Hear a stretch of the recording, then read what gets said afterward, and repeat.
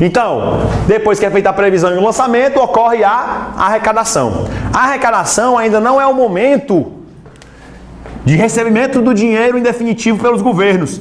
É o momento em que as pessoas pagam seus tributos, suas multas e demais receitas para as instituições bancárias arrecadadoras. Os bancos que arrecadam recebem o recurso e nesse momento é feita a arrecadação. Mas, professor, como é que o governo contabiliza a receita orçamentária se ele não recebeu o dinheiro ainda? Esse quadro aqui ele é importantíssimo nesse sentido, porque os bancos são obrigados a mandar para o governo todas as receitas que foram arrecadadas por ele, para que ao final do dia o governo possa proceder à classificação da receita que foi arrecadada. Então, 5 horas da tarde, se você trabalha no setor financeiro de um governo, de uma secretaria da Fazenda, você vê lá a Fazenda recebendo um retorno bancário de toda a arrecadação feita pelo banco naquele dia, com a codificação que o governo manda o banco classificar. Ele pega lá o código de barras, coloca uma classificação orçamentária por trás do código de barras, quando a arrecadação cai, o banco manda o retorno para o governo. E o governo contabiliza no mesmo dia o dinheiro que é arrecadado. Só que existe uma diferença entre arrecadação e recolhimento. O recolhimento é o momento em que o banco repassa o recurso para as contas do governo. E é nesse momento que o dinheiro fica disponível. Tem governos que conseguem trabalhar com esses momentos coincidentes. Por exemplo, o governo federal. Tudo que se arrecada no governo federal se arrecada por um mecanismo que nós chamamos de intra-CIAF. O dinheiro vai direto para a conta única do Tesouro Nacional. Então, para o governo federal não tem diferença entre arrecadação e recolhimento, porque tudo que ele arrecada vai direto para a conta do Tesouro. Porque o governo federal tem a maior instituição financeira bancária do país, que é o Banco do Brasil. Então, ele pode impor condutas a ele. Mas os outros governos precisam fazer contratos com os bancos. E nesses contratos, os bancos sempre pedem uma diferença entre arrecadação e recolhimento. Essa diferença pode ser D mais 1, pode ser D mais 2, pode ser D mais 10. O que é esse D mais 1? Arrecadei hoje, o dinheiro cai amanhã. Arrecadei hoje, o dinheiro cai depois da manhã. Arrecadei hoje, o dinheiro cai daqui a 10 dias. Isso é contrato. Então, nesses governos, é preciso separar arrecadação e recolhimento. É preciso. Eu já vi livros dizendo que arrecadação e recolhimento são a mesma coisa.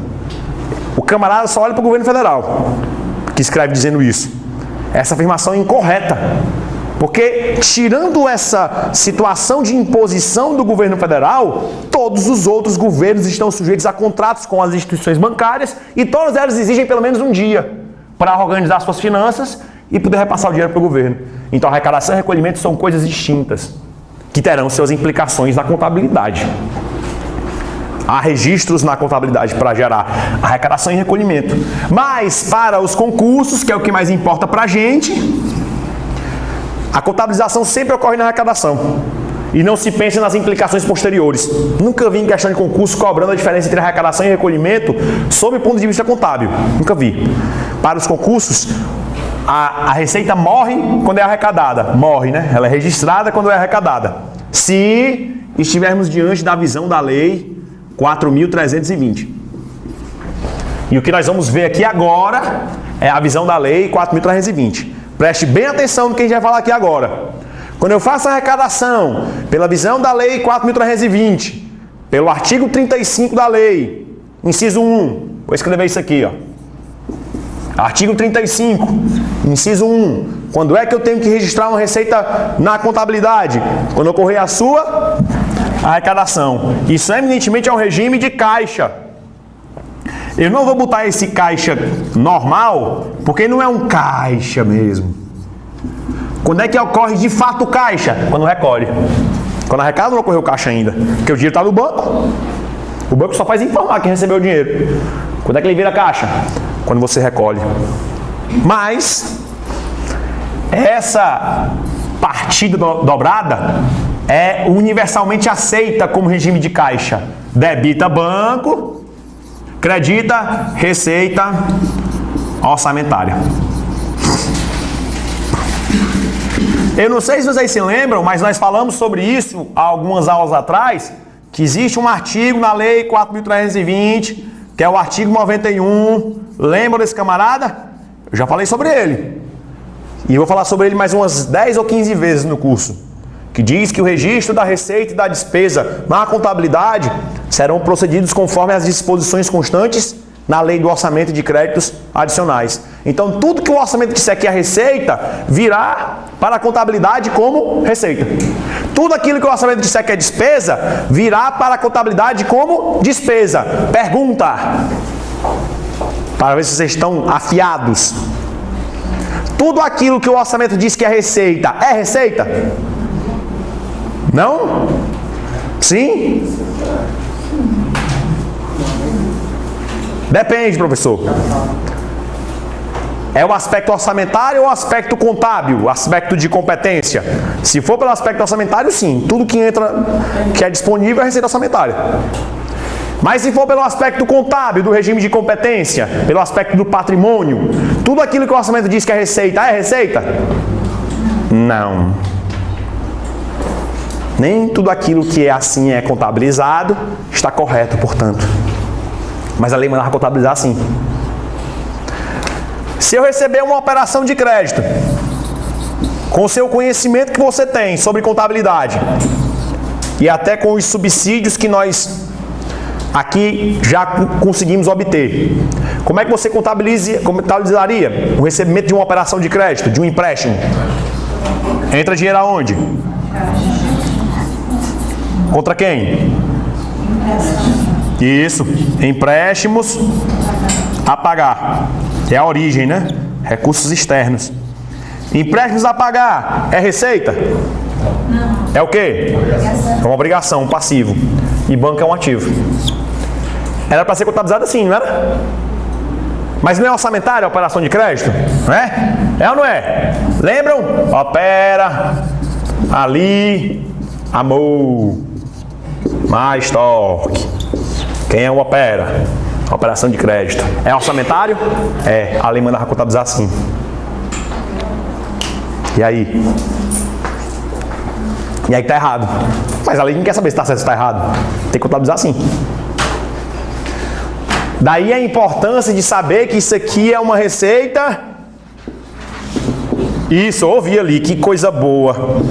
Quando eu ouço essas coisas sem eu precisar dar dicas, é porque algumas pessoas estão afiadas. E sendo uma receita não efetiva, se fosse pela visão da lei 4.320, ensejava o registro de uma mutação patrimonial. A gente nem sabe ainda o que é mutação patrimonial. Vai saber lá na frente. Mas eu estou trazendo para o contexto agora, para você perceber como eu precisava ajustar a minha contabilidade para se adequar aos princípios de contabilidade. Toda receita era assim contabilizada. Mas nos casos das receitas não efetivas, eu tinha que fazer um ajuste, porque isso aqui não está certo. Deveria aparecer quem aí? Ao invés de receita orçamentária? Empréstimos a pagar. Então, utilizando a sua lógica, como é que seria o lançamento de mutação patrimonial? Sai receita, entra empréstimo. Não é não? Não era para fazer assim, não? Pois isso era feito. Sai receita, entra empréstimo. Só para as receitas não efetivas. Aí se o contador público não soubesse o que era a receita não efetiva, ele não ia fazer o ajuste e a contabilidade ia ficar toda errada.